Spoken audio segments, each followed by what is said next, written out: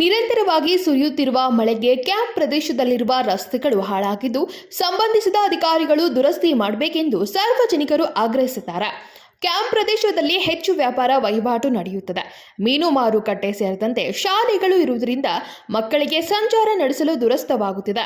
ಇಲ್ಲಿನ ಜನಪ್ರತಿನಿಧಿಗಳು ಈ ರಸ್ತೆಗಿನ ದುರಸ್ತಿ ಮಾಡಿ ಮಕ್ಕಳಿಗೆ ಹಾಗೂ ಇಲ್ಲಿನ ಜನರಿಗೆ ಅನುಕೂಲ ಮಾಡಿಕೊಡಬೇಕು ಎಂದು ಸಾರ್ವಜನಿಕರು ಮನವಿ ಮಾಡಿಕೊಂಡರು.